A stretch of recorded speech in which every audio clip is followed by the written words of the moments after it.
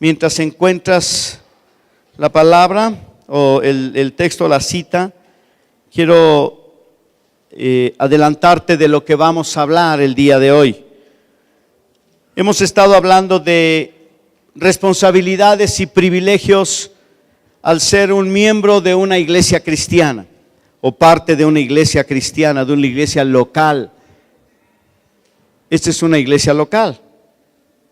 Y bueno, pues la semana pasada, desde la antepasada, pero la pasada hablé de dos responsabilidades o compromisos que podemos tener.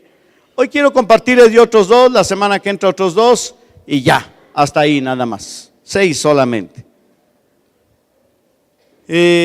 Son principios principalmente, no son reglas, son principios de la palabra que los puedes hacer como tuyos, como tus compromisos. Oremos. Padre, en el nombre de Jesús te pido que hables a nuestras vidas en esta hora, Señor, y nos des tu palabra que necesitamos. Te pido, Señor, que bendigas a cada uno y que tu mano, Señor, repose sobre nosotros con sabiduría y poder. Unge nuestros labios, pero también unge nuestros oídos y corazones para entender lo que tú quieres enseñarnos. En el nombre de Jesús. Amén. Ok, antes de leer la Biblia, quiero leerles algo que escribí. Se llama El complejo mundo de los cristianos. O sea, este aleluyaje es muy complejo, hermanos. Somos tan diferentes unos y otros. Y yo puedo ver que ahora somos más complejos que antes. Antes las personas eran más sencillas, ahora hay mucha complejidad de la personalidad humana en este siglo. Entonces yo le titulé este escrito, El complejo mundo de los cristianos. Pero antes de esto, se almorzó, ¿verdad? ¿Alguien no almorzó? Sí, algunos no almorzaron allá atrás, hay gente que no almorzó. Bueno, lo siento para ti, si tú ya almorzaste no vas a sentir tanto dolor por lo que te voy a leer, pero si no has almorzado, lo siento mucho, pero vas a empezar a sentir un dolor primero aquí en esta parte, aquí en las glándulas salivales de aquí así. Ahí te va. El país de México se distingue por una palabra: variedad. Tenemos variedad de grupos étnicos, una gran variedad de dialectos y subdialectos, una gran variedad de formas de pensar, de formas de creer y de formas de actuar, entre muchas otras cosas que somos tan diferentes. Pero algo que nos distingue también a los mexicanos es la variedad de la comida que nos comemos y que hay en todo el país. Piense por un momento de cuántas variedades hay en el rubro de antojitos mexicanos.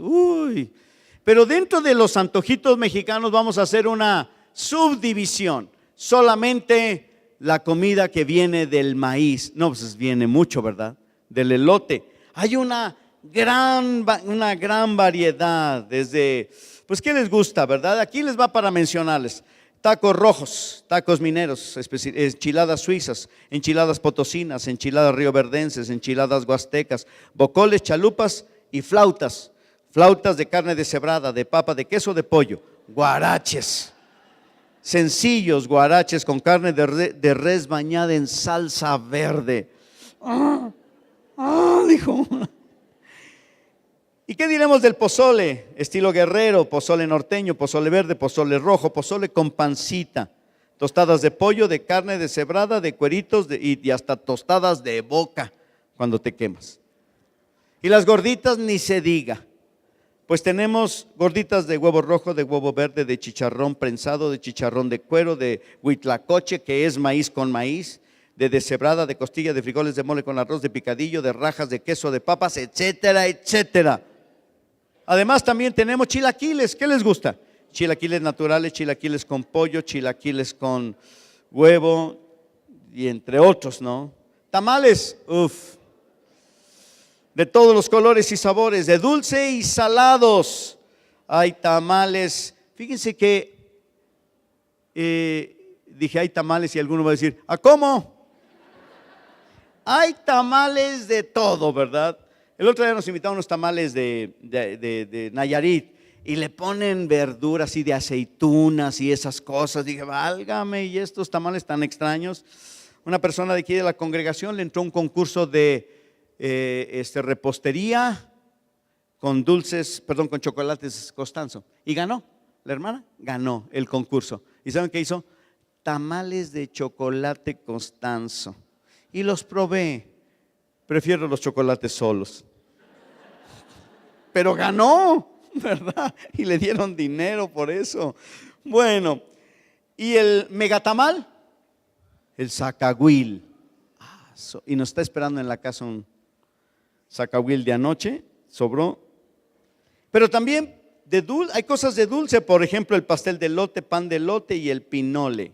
Pero también tenemos sopes naturales y de todos colores y sabores. Pero el rey de todo, ¿qué es el rey? El taco. El taco. Porque de frontera a frontera y de costa a costa se come el taco. Si le preguntan a usted en algún lugar, oiga, ¿cuál es la comida favorita de México? El taco. ¿Cuál es la comida típica? El taco. Y cuando tú les dices qué es el taco y te dicen, ¿y cómo lo hacen? Y no saben lo que es una tortilla, te vas a quedar mudo. Si no conoces la tortilla, ¿cómo te explico cómo es un taco? Tiene que conocer la tortilla. Que por cierto, el que inventó la tortilla, que debe haber sido mexicano, pensó, ¿verdad? ¿Qué puede inventar que pueda funcionar como servilleta, como cubierto, ¿verdad? Y que además no lo comiéramos. Se inventó la tortilla, ¿verdad? Ahí está. Y bueno, tenemos de taco o de tacos, ¿verdad? Tacos de todo.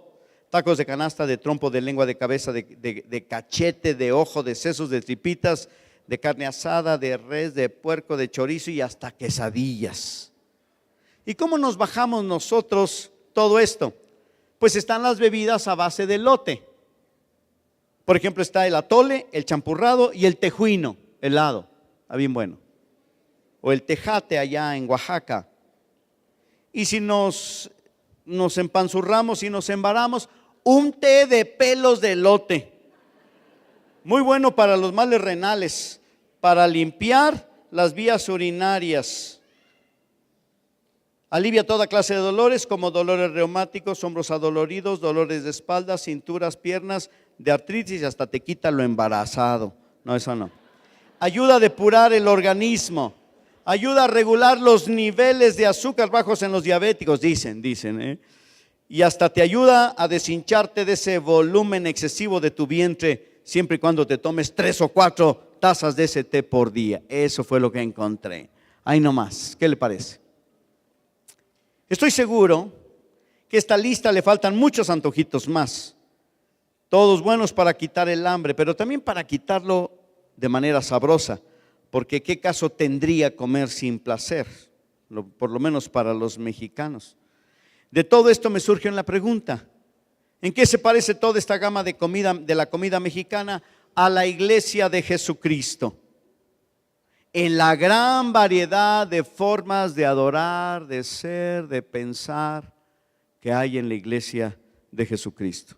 Y para muestra, un botón, ustedes.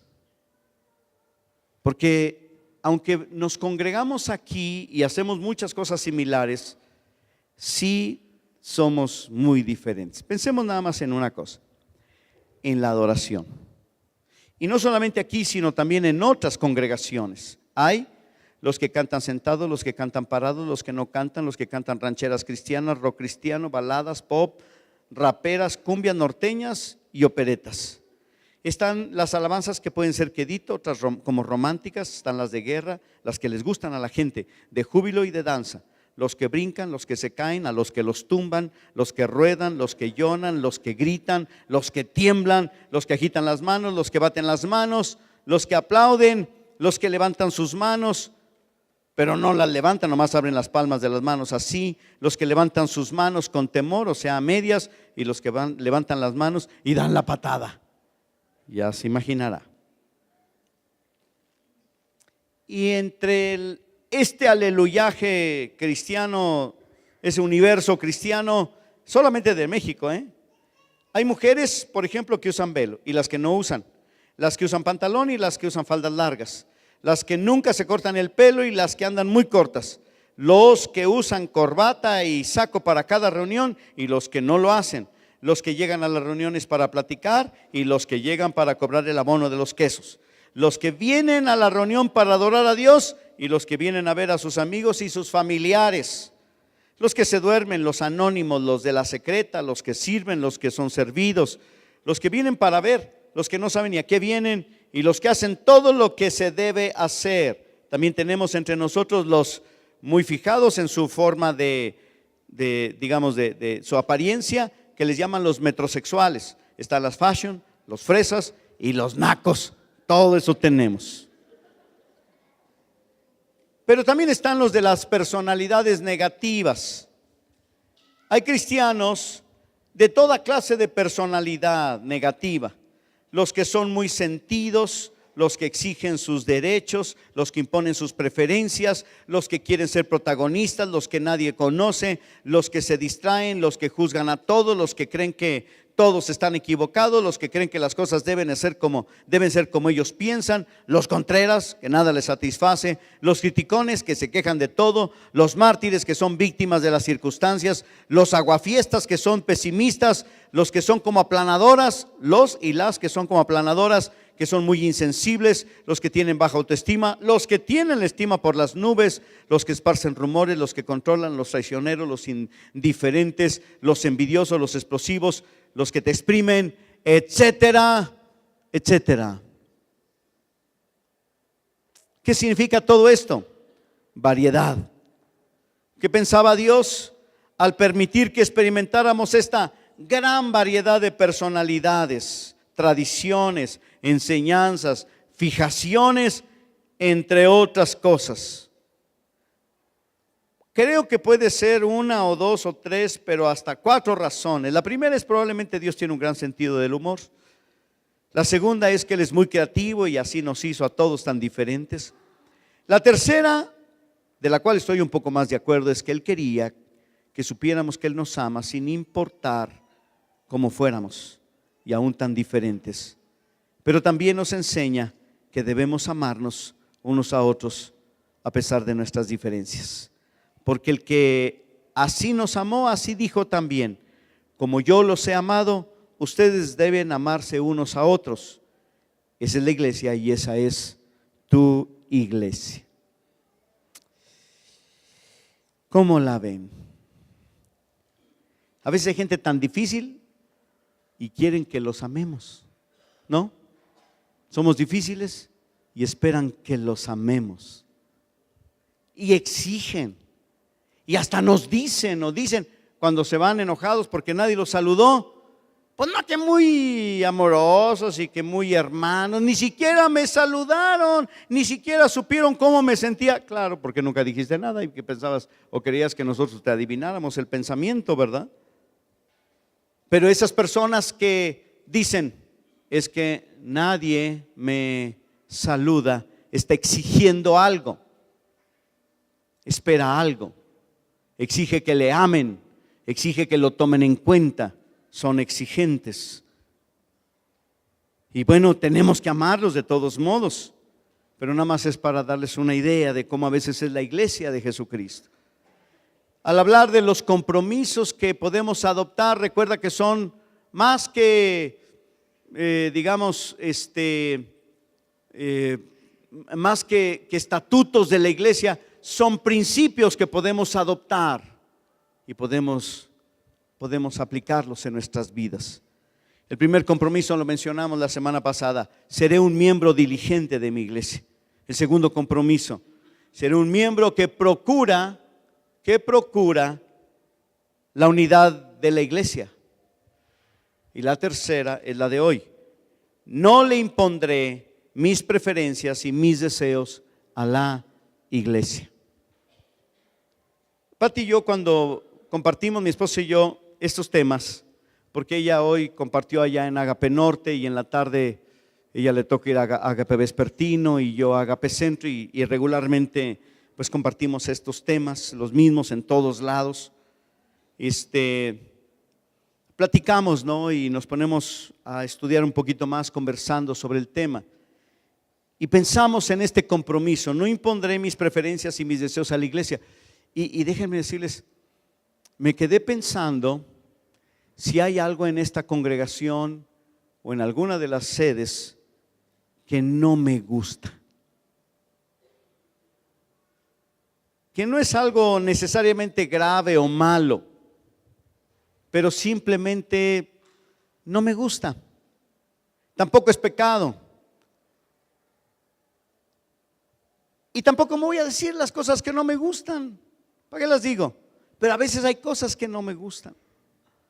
Pero es un gusto muy personal y no voy a imponer mis preferencias. Por ejemplo, en algunos eventos, sobre todo donde hay jóvenes, sacan una maquinita que hace humo.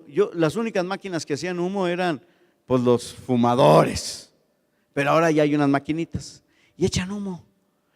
Mi reacción inmediata ante el humo es toser. Todavía ni siquiera lo huelo y yo ya, es como en automático, seguramente me va a entrar y mejor toso para que se me salga, ¿verdad? No me gusta, pero tampoco estoy en contra, ni tampoco voy a imponer mi preferencia. Bueno, pues si les gusta a los muchachos, pues que pongan el humo que quieran, o con tal que no sea de ese que se quema y que huele así como por las nubes, ¿verdad? Y bueno, la cuestión es esta, ¿no? De que voy a tratar de no imponer mis preferencias, aunque yo sea el pastor de la iglesia, porque no debería ni siquiera el pastor de la iglesia imponer sus preferencias. Debería enseñar la palabra de Dios, que es ley para nuestras vidas y para todos de la misma manera.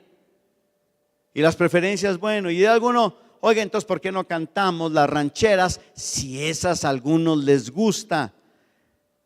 Déjame decirte, yo sé que les gusta. De todos modos, tenemos que ser balanceados. A mí me gusta el balance, más que cualquier otra cosa. Pero es importante este asunto, ¿no? De las preferencias, que no las impongamos. Decidimos venir a la iglesia a servir. Y eso fue lo que platicamos mi esposo y yo en la mañana. ¿A qué vamos a la iglesia? Vamos a servir a los hermanos, no vamos a imponer nuestras preferencias.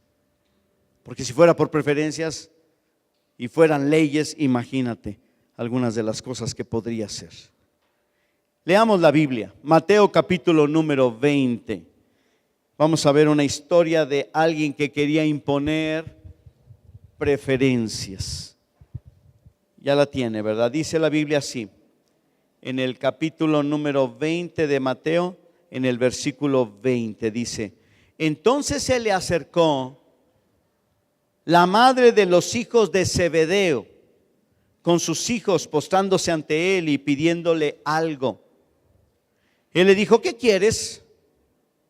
Ella le dijo: ordena que en tu reino se sienten estos dos hijos míos, el uno a tu derecha y el otro a tu izquierda. Entonces Jesús respondiendo les dijo: ¿no sabéis lo que pedís? ¿Podéis beber del vaso con que yo he de beber y ser bautizado con el bautismo que yo soy bautizado? Y ellos le dijeron: podemos. Él les dijo: a la verdad, de mi vaso beberéis, y con el bautismo con que yo soy bautizado seréis bautizados. Pero el sentaros a mi derecha y a mi izquierda, no es mío darlo, sino aquellos a quienes está preparado por mi Padre. Cuando los 10 oyeron esto, se enojaron contra los dos hermanos. Entonces Jesús, llamándolos, dijo: sabéis que los gobernantes de las naciones se enseñorean de ellas, y los que son grandes ejercen sobre ellas potestad. Mas entre ustedes no será así, sino que el que quiera hacerse grande entre ustedes será vuestro servidor, y el que quiera ser el primero entre ustedes será vuestro siervo. Como el Hijo del Hombre no vino para ser servido, sino para servir y para dar su vida en rescate por muchos. Servir. Imagínate la escena. Pero vamos a imaginárnosla desde antes. Los hijos de Zebedeo están en la casa con su mamá, la mujer de Zebedeo. Juan y Santiago se llaman estos hijos de Zebedeo. Y la mamá empieza a platicar con ellos mientras les está sirviendo unos chilaquiles con huevo estrellado arriba, así una salsa picosa, ¿verdad? Y refresco. No había en ese tiempo. Entonces, y ella, ¿verdad? Sabe que van a ir ¿a qué? A la actividad, a la reunión donde estaba Jesús. Y entonces se pone de acuerdo con ellos y les dice, yo creo que se puso de acuerdo, hijos, necesitamos amarrar navajas, ¿verdad? Ya se acerca el tiempo donde la cosa se está poniendo difícil, ya se va a acabar este asunto y necesitamos saber dónde van a quedar ustedes sentados. Y así de sencillo, llegan y ya tenían todo listo y se postran delante de Jesús. Los tres, la mamá y sus hijos. Y Jesús, que los observa y observa todo, dice, estos algo quieren. Traían cara de pediche, yo creo, ¿verdad? Estos algo quieren. Y entonces ya, ¿qué quieren? Y entonces ya dice, queremos los mejores lugares en tu congregación. Los mejores lugares en tu reino. ¿Cuáles son los mejores lugares en el reino de Dios? Uno a la derecha y el otro a la izquierda, casi nada. Ya mero lo sacaban a Jesús, ¿verdad? De su lugar. Ya mero decían, oye, a ver tú, queremos tú, o sentarse en las rodillas, en las piernas del maestro, ¿no? Y luego Jesús le dice, ustedes no saben lo que están pidiendo. ¿A poco acaso van a poder beber esta copa de sufrimiento, ¿verdad? Y todo eso. Y los dos aleccionados dijeron, podemos. Ya estaban aleccionados. Así pasa, ¿verdad? Cuando la gente quiere hacer algo ya lo tiene todo estructurado. ¿Por qué? Porque quiere imponer preferencias. A final de cuentas, los demás discípulos también se enojan y Jesús los llama a todos y les puso una regañiza y les dice, ¿verdad? Ustedes quieren gobernar, pero si tú quieres estar conmigo, tú no debes hacer lo que tú crees que está bien hacer, andarme pidiendo un lugar. Ya me imagino la vergüenza que han de haber tenido los pobres de los discípulos cuando los recrimina allí el Señor. Uno de los grandes problemas que enfrenta la iglesia de hoy tiene que ver con las preferencias. Las personas les gusta la iglesia, ¿verdad? Pero no porque van a servir, sino porque allí hacen o pueden hacer cosas que a ellos les gusta, que son sus preferencias. Y luego después algunos lo que hacen es imponer sus preferencias. Eso es lo que la gente se identifica más con sus gustos que con este asunto de servir. ¿A qué va uno a la iglesia? A servir va uno a la iglesia. Pero también va uno a adorar a Dios y va a recibir la palabra. ¿Para qué? Para servir, como Jesús dice que Él no vino sino para servir a los demás. Algunas preferencias comunes de los cristianos a la hora de elegir una iglesia puede ser la alabanza. A mí me gusta más la alabanza de aquí, de ustedes, pastor, ¿verdad? Es porque nomás ha venido un domingo y ese día los músicos sí se prepararon, oraron, estaban bien llenos de Dios, ¿verdad? Pero de repente, y no nada más aquí, en todos lados sucede, como también a veces sucede que en la prédica el pastor anda muy ungido, pero a veces hasta yo mismo me quiero dormir con la misma predicación, ni yo mismo me convenzo. A veces yo le pregunto a Pati, oye, ¿cómo viste el mensaje? Y dice, pues tú deberías de saber, ¿no? Es que como que ni yo mismo me la creí, ¿verdad? O sea, a veces pasan cosas por la debilidad humana, ¿no? Y a veces la inseguridad. Pero a veces las personas, ¿verdad? Pueden esperar que sea mejor, ¿verdad? Pero también va a haber momentos donde no va a suceder absolutamente nada. Pero el que está buscando la sensación de la alabanza andará buscando iglesia tras iglesia hasta que se encuentre la iglesia de su preferencia. Si usted anda buscando la iglesia perfecta, viene quizás de otra congregación y anda buscando una iglesia, quiero decirle que aquí no la va a encontrar. Pero cuando la encuentre, avíseme para irme con usted, por favor. No la va a encontrar. Una vez me contó esto un pastor que llegó una persona de la iglesia. Pastor, me voy de su iglesia. ¿Por qué te vas? Es que esta iglesia tiene muchos problemas, pastor. Hay muchos problemas en esta iglesia. Es una iglesia que tiene muchas dificultades, muy compleja, hay muchos chismes, la gente no se ama. Yo quiero irme a una iglesia buena, a una buena iglesia, bonita, estable, entregada, consagrada, santa, pura, ¿verdad? Y el pastor le dijo, hermano, no te vayas a esa iglesia, la vas a descomponer. Claro, la va a echar a perder, ¿verdad? Pues si tú eres como nosotros de aquí. A veces hay esta situación, ¿verdad?, de moverse por el hecho de me gusta aquí o me gusta allá. Quizás a algunas personas les gusta la predicación. Les gusta la predicación, por eso, ¿verdad?, van a la predicación.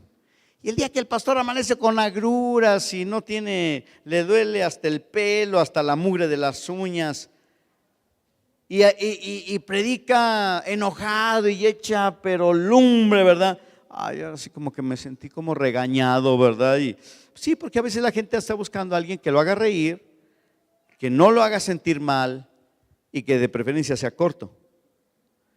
También a veces la gente busca una iglesia por el lugar, la ambientación, la comodidad de la silla, el estacionamiento y los baños, y de preferencia que esté en la esquina de mi casa, que no pueda viajar tanto.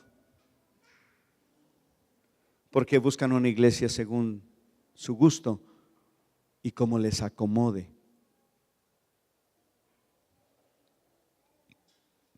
Pero la iglesia no puede ser el Oxxo, hermanos. Está muy difícil, tratamos, ¿verdad? Si hay pastores que me dicen, pastor, tú igual que los Oxxo, en todos lados quieres tener una sede. Digo, no, mira, no es así, no es la intención, pero Dios así lo ha querido. Pero la cosa es esta, no podemos, ni deberíamos de darle gusto a todo el mundo. Hay personas que como ya no les gustó la iglesia que tienen, se quedan en su casa y en su casa hacen iglesia. Ahí ellos mismos son miembros y pastores al mismo tiempo de su propia iglesia, y toda la iglesia es su propia familia. Claro que luego se les anda dividiendo, ¿verdad, la iglesia? También no les gusta quizás, ¿verdad? O más bien van a la iglesia que les gusta porque se parece a la iglesia donde estaban. Por eso se añaden a una iglesia. Fíjate nada más, no le preguntaron a Dios si ahí en esa iglesia podían servir. No, Señor, ¿verdad? Que nos guste, Dios, que nos guste, o que les guste a mis hijos. Y a tus hijos no les gusta nada. Pero nada, literal nada. Ni tu casa, ni la escuela, ni tus amigos, ni los amigos, ni nadie, no les gusta nada ni nadie. Y tú quieres traerlos aquí a la iglesia para que les guste. No, eso está muy difícil. Ni Disneylandia. ¿Sí me explico? O sea, no, está muy difícil. Pero a veces la gente está buscando eso. ¿Qué sucede cuando ya no nos gusta la iglesia? Nos vamos a buscar otra iglesia que nos guste y empezamos a comparar. Hay muchos cristianos que no encuentran a esa iglesia que están buscando por el simple hecho de que probablemente esa iglesia solamente existe en su mente. ¿Qué es lo que Dios quiere cuando hablamos de este compromiso? No impondré mis preferencias a la iglesia donde me congrego. ¿Qué es lo que quiere Dios? Número uno, que tengas una buena actitud cuando vienes. Ten una buena actitud cuando te congregas. La mejor actitud es la humildad, porque si tienes actitud de humildad, tú recibirás la palabra que Dios tiene para tu vida. Hay que comenzar desde el hogar con una buena actitud. Hoy es día de la reunión. Hoy iremos para escuchar la voluntad de Dios para nuestras vidas. En segundo lugar, es el asunto de servir. en una iglesia podemos ir a servir como Jesús. Si viniera, fíjense que una de las cosas que yo había pensado, que si un día Jesús pudiera visitar una iglesia moderna, o bueno, contemporánea de este siglo, y viniera a la nuestra, ¿qué haría? Y yo he escuchado que hay gente que dice, no, cuando nos vea cómo somos tan aguados y tan apáticos y todo eso, allá afuera se pondría a llorar el maestro. No. ¿Saben qué haría Jesús? A lo que vino, hermanos. ¿A qué vino? A servir. El Hijo del Hombre no vino para ser servido, sino para servir. Lo primero que haría sería, hombre, que descuidada me tiene en la puerta, y se pondría a servir ahí a los que van llegando. Podría ser, ¿verdad? No es que la tengamos cuidado. O quizás a lo mejor dijera, va al baño y dice, válgame Dios, pues ¿qué comen estos hermanos, no? Y pues limpiaría los baños. Si le lavaba los pies sucios de sus discípulos, si tocaba con sus manos a los leprosos, seguramente podía lavar un baño, porque Él vino a servir. Y de alguno, ¿y te pediría el púlpito, pastor, para predicarnos? Yo creo que Jesús no lo haría, porque Él no pidió el púlpito del templo donde estaban los sacerdotes ministrando, y iba al templo. Como buen judío llegó a ir a la sinagoga y lo invitaron a leer la escritura, y leyó en Isaías. Servir. Estamos aquí no para imponer nuestras preferencias, sino para servir. Somos parte del cuerpo de Cristo y debemos vivir vidas generosas como lo hizo Jesús. Otra cosa, venimos aquí para aprender a obedecer. A obedecer. La obediencia no es algo que se nos da tan fácil, ¿eh? De hecho, batallamos con la obediencia. Y aún como creyentes batallamos con algunas cosas de la obediencia. Le encargamos algo, ¿verdad?, a alguien, y dicen, me está encargando esto. No, pastor, a mí póngame las cosas grandes, lo importante, donde yo que soy Juan Camaney, quiero distinguirme. No, mira, comienza con esto. No, yo no lo voy a hacer. Y no hacen las cosas pequeñas. La Biblia dice que el que es fiel en lo poco, Dios le pone en lo mucho. Dios nos ha llamado a una vida de obediencia, y comenzamos en la iglesia local, como esta iglesia, comenzamos a aprender a obedecer. Si nos dicen por aquí, pues por allí. Si nos dicen aquí no, pues allí no. Así de sencillo. Aprender a obedecer. Un creyente que es fiel a Dios en su congregación va a preguntarse qué puede hacer por ella y no qué puede hacer la iglesia por ellos. Ese es el tercer compromiso. No le impondré a la iglesia mis preferencias y mis deseos. Pero antes de leer la declaración que vamos a poner aquí en la pantalla, si quieren irla poniendo por favor, quiero decirles algo importante un poquito más acerca de las preferencias. No debes tolerar la diferencia. Tampoco estoy hablando de aguantarte, porque la Biblia no dice de tal manera toleró Dios al mundo, o sí dice así, ¿no? La Biblia no dice de tal manera aguantó Dios al mundo, no dice eso. La Biblia dice de tal manera amó Dios al mundo, pero no termina el texto, sino que complementa diciendo que dio a su Hijo. O sea, allí hubo un doble sacrificio. El sacrificio del Padre que suelta al Hijo y el sacrificio del Hijo que sacrifica su vida por nosotros. ¿Qué significa esto? Que debes, si no vas a imponer las preferencias, debes sacrificar tus preferencias. Deberás sacrificar tus preferencias Dice, ay no, yo vivo por ellas. Lo siento, no aplica. No aplica. ¿Pero por qué no puedo tolerarlos? Porque el día que ya te caigamos gordos y ya no nos aguantes y ya no nos toleres, nos vas a mandar a freír espárragos a la goma por un tubo. Ya no los aguanto, ya no los soporto. Pero la Biblia no dice que nos tienes que soportar, ni que tienes que aguantarnos, ni que tolerarnos.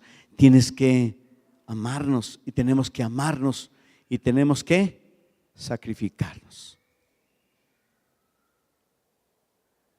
Tercer compromiso. ¿Está listo para leerlo? Ahí lo tiene, o en las pantallas ahí. ¿Cuál es la idea? Pues leerlo en voz alta, leerlo todos juntos. No se me adelante, yo sé que usted es carro de carreras, tiene 7 velocidades, pero algunos están como el carro del Arturín, que no le funciona la primera, arranca en segunda y tose, ¿verdad? Pero bueno, ahí está. ¿Listos? ¿Estamos listos para leer? Vamos, a las 3, 1, 2, 3. Como miembro de esta congregación, no impondré mis preferencias ni mis deseos en la iglesia. Soy mi Salvador, podré o asuntos que no sean de mi preferencia o estilo. Ahí está. Cuarto compromiso. Este me encanta y usted va a decir, claro, ¿cómo no le va a gustar? Pues sí me gusta. Oraré por los líderes y por los pastores de la iglesia a la que pertenezco. Orar por los líderes y por los pastores de la iglesia. Espero que al final de esta parte pueda haber ganado, aunque sea 1 centímetro más, en esta convicción que tengo y que tú también debes tener en tu vida. Orar por tus líderes y por tus pastores. ¿Y es bíblico? Vamos a leer en Efesios capítulo número 6, por favor. Efesios capítulo número 6.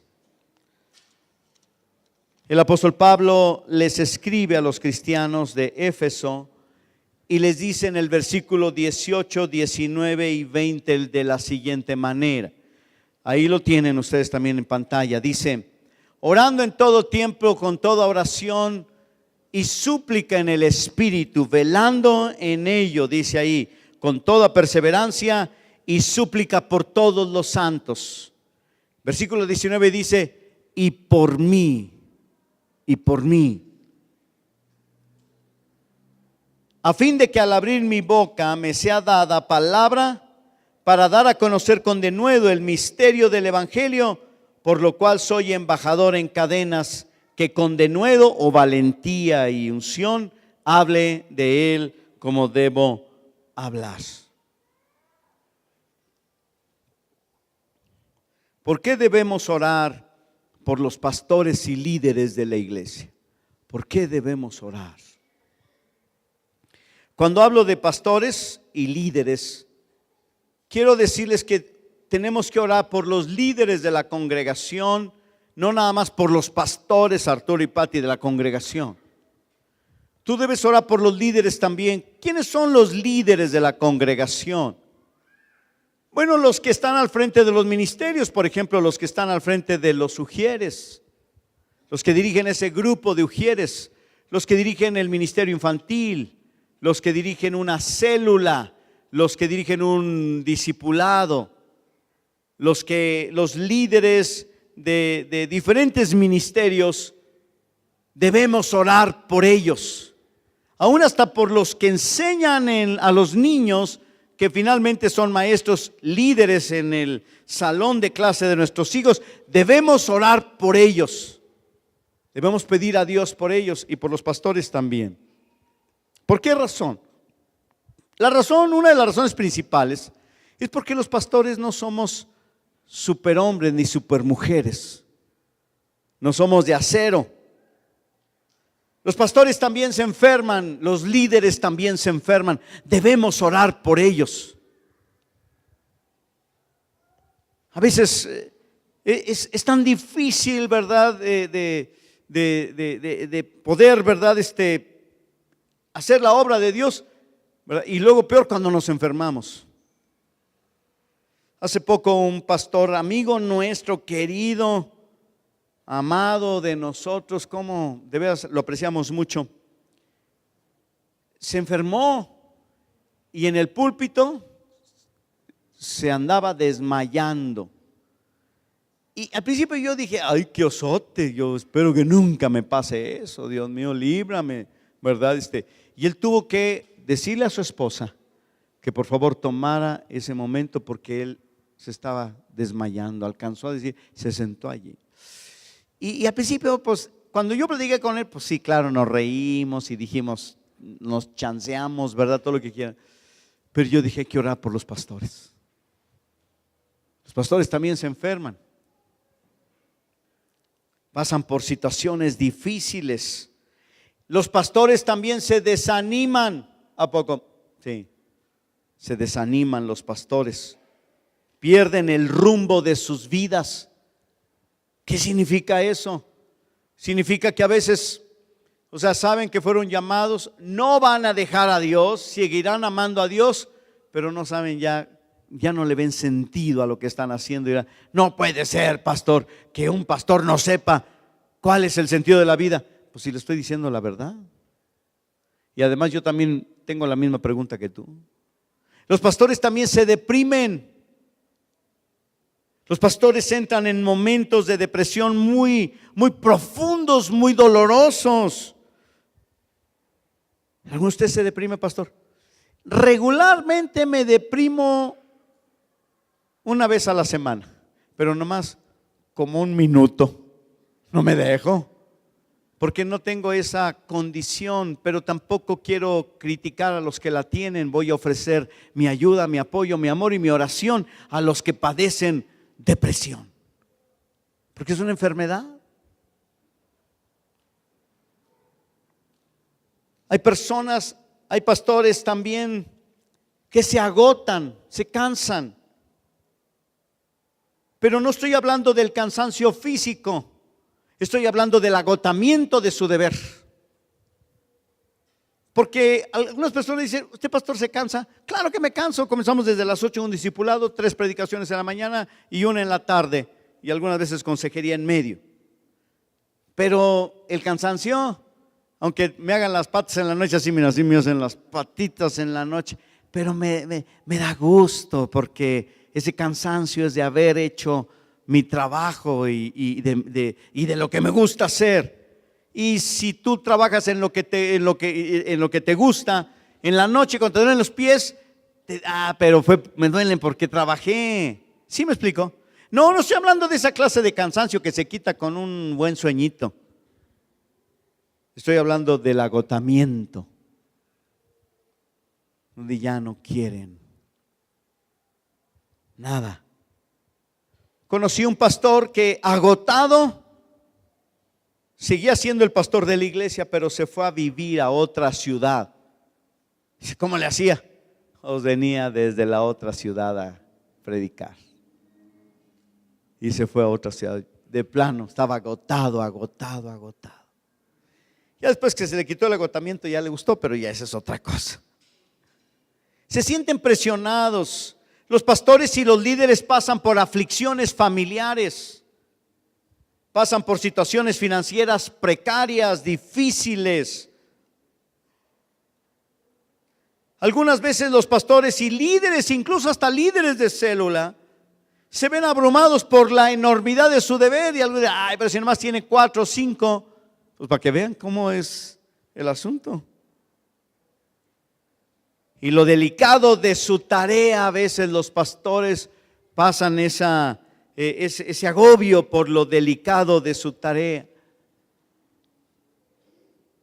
A veces los pastores somos responsables de las decisiones de la gente de la iglesia y a veces por nuestra culpa toman malas decisiones y eso a veces es agobiante. Porque uno sabe que si uno dice una barbaridad o ministra alguna cosa personalmente, un consejo, podemos perder a esa persona para siempre. Por eso tú debes orar por los pastores, por los líderes debes orar. Tienen gran responsabilidad de dirigir las vidas de muchas personas. Además, los pastores tienen que cumplir como 20 requisitos más que los cristianos regulares. Son los que tienen en sus manos las riendas de la congregación. Ahora, yo te digo todo esto porque no me estoy quejando, Te estoy pidiendo que todos juntos oremos por los pastores y los líderes. No me quejo. No tengo por qué quejarme. Además de todas estas cosas, están las tentaciones. ¿Tú tienes tentaciones? Ok. A las tentaciones que tú tienes, también las tenemos los pastores y los líderes. También, pastor, yo pensé que usted vivía en una burbuja de santidad y caminaba así como flotando en las nubes. No es así. Hay tentaciones, las mismas tuyas, más otras más. Aquí les van algunas. La tentación de caer en la complacencia o la autocomplacencia. En otras palabras, apacentarse a sí mismo. Ya no trabajan, ya no crecen, ya ni se preparan. Pero es porque cayeron en la tentación de la autocomplacencia. Dijeron, con este ranchito me mantengo. Yo si hubiera sido así hace años que hubiera sido eso en mi vida. El otro problema, caer o la tentación de la autocompasión y que los demás les tengan lástima. Es una tentación. Ahora, ojo, la tentación no es pecado. La tentación está a la puerta, se pone sobre la mesa y el que la quiera tomar la toma. Tú debes orar por tus líderes y tus pastores para que ellos no caigan en la tentación de esa lástima, de esa autolástima. Que se paran a veces a decirnos o a decirte desde el púlpito que pobrecitos de ellos. Como lo que les voy a decir. Hermanos, mis zapatos tienen agujeros. Sí, porque si no, ¿dónde metería las patas? ¿O no? Pero algunos, no, pobrecito de mí. Ay, miren mis zapatos, pero gloria a Dios, ¿verdad? La manga, quieren que le den su sobada en el lomo. ¿Por qué? Porque están sirviendo al hombre, al ojo humano. Ahora, pero yo he tenido la tentación, solo que no caigo en ella, pero ahí está la tentación. Tú tienes que orar para que los pastores y los líderes y tus líderes no caigan en esta tentación. La tentación del desánimo, la tentación de la manipulación de la gente. Déjame decirte, si algo hay en el ministerio pastoral, entre muchas otras cosas, es el poder.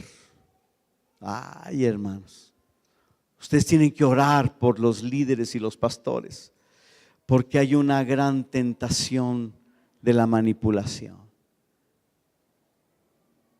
Ese poder viene porque se nos concede de parte de Dios a través de un llamado pastoral, a través del fruto del crecimiento, pero también a través de la información.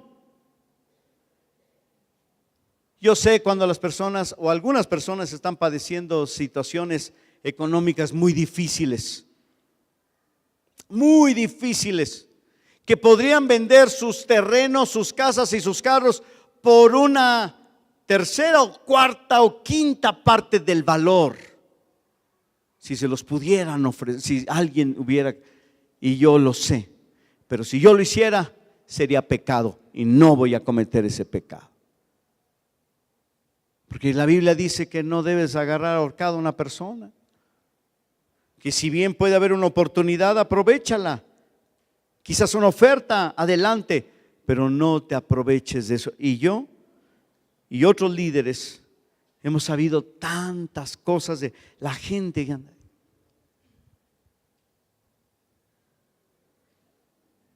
Una persona nos acaba de comentar que necesita una operación su hija y está llorando, clamando a Dios, pidiendo oración y esto y el otro. Y entonces dijeron, pues no tenemos dinero, pero pues ahí está nuestra casa, la damos por el valor que necesitamos para la operación. Pero la casa no vale ese precio, vale mucho más. No les voy al teléfono de quién es. Porque eso es manipular a la gente, volverse dominantes, arrogantes. La tentación del orgullo que viene por el éxito. Deben orar por sus líderes y los pastores. Porque a veces hay grandes tentaciones. A veces pasan por situaciones difíciles los pastores y los líderes. Y quiero aprovechar para que ores por otros pastores. Ora por los pastores que tú conozcas. Si tú tuviste un pastor antes, pues ora por ellos. Recuérdales en oración. Debes orar por ellos. Como mencionamos la semana pasada, que tiene que ver también con el chisme y la murmuración, ocasiona mucho daño grave al cuerpo de Cristo. Pero el que ora no critica. Si tú oras por tus padres, no vas a andar juzgándolos. Si tú oras por tus hermanos, vas a amarlos más. Si tú oras por tus hijos, no vas a andar pidiéndoles que te den algo, porque tú oras por ellos, ni mucho menos criticándoles. Debemos orar por ellos. Amén.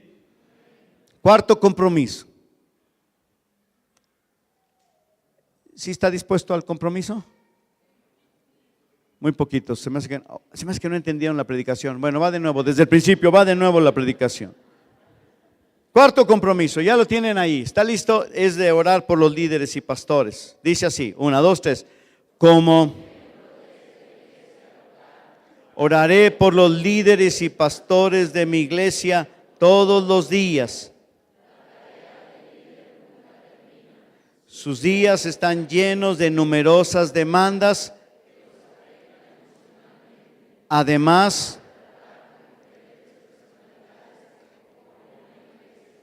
oraré. ¿No está? ¿Sí está, no? ¿Listos? Oraré. Un buen padre y un buen líder del rebaño. Como los pastores y los líderes no pueden depender solo de ellos, diariamente le pediré a Dios que les dé fuerzas y sabiduría. Amén. Vamos a ponernos de pie, por favor. Póngase de pie.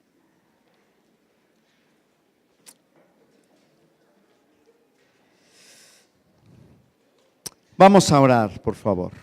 Vamos a pedir la bendición de Dios. Cierre sus ojos y si no quiere cerrarlos, no los cierre, no tiene que hacer. No le vamos a imponer esa preferencia. Pero si le ayuda a no distraerse, cierre sus ojos. Señor, venimos ante ti para orar. Quiero pedirte, Señor, por mis pastores. Te pido por Miguel y Linda Jones, quienes pastorean mi vida, mi alma, de mi esposa y de mis hijos. Te ruego, Señor, que ellos sean fuertes, que los llenes de fortaleza y de sabiduría. Y te doy gracias porque tú proveíste o proviste de pastores para nuestras vidas, pastores conforme a tu corazón, que nosotros necesitábamos en aquel tiempo donde pasamos una noche larga y oscura sin tener un pastor sobre nuestras vidas.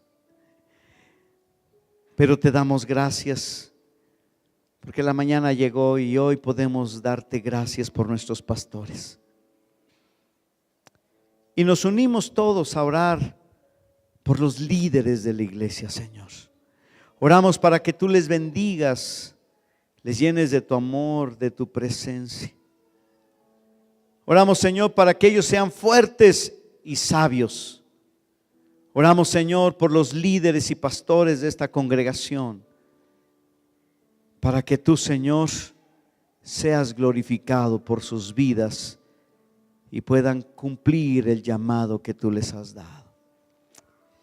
Gracias, Jesús, te adoramos y te bendecimos, Señor Jesús. Así como estamos, yo quiero hacer una invitación a aquellas personas que quizás nos visiten por primera o segunda vez o tercera vez, pero que no le han entregado su corazón a Jesús. Entrega tu corazón a Dios, dedícale tu vida a Él. La Biblia dice que Jesucristo vino de parte del Padre Celestial a morir por nuestros pecados. Pero Él no vino para imponer su salvación, Él vino para ofrecer su servicio, su amor y su sacrificio por nosotros. Para que habiendo nosotros creído en Él y habiendo confesado que Él es Señor de nuestras vidas, pudiese perdonar nuestros pecados y salvarnos por su sangre maravillosa. Eso nos enseña la Escritura, pero tú tienes que dar el paso de recibir a Cristo en tu corazón. A través de la fe, entrégale tu corazón a Jesús. A través también de una oración donde tú le puedes decir a Jesús: ven a mi vida, ven a mi corazón. Y como siempre lo hacemos aquí, hacemos esta oración todos juntos. Por si hubiese alguna persona que necesita hacer esta oración por primera vez, hágalo de corazón. Y decimos todos así: Señor Jesús, te damos gracias porque tú nos amas con amor eterno, y te doy gracias por venir a este mundo a servirnos, a salvarnos, a dar tu vida para que pudiésemos nosotros ser salvos mediante la gracia de Dios. Te acepto como mi Señor. Te acepto como mi Salvador. Me arrepiento de mis pecados y me entrego a ti desde este día. En el nombre de Jesús. Amén. Si alguno de ustedes hizo esta oración por primera vez,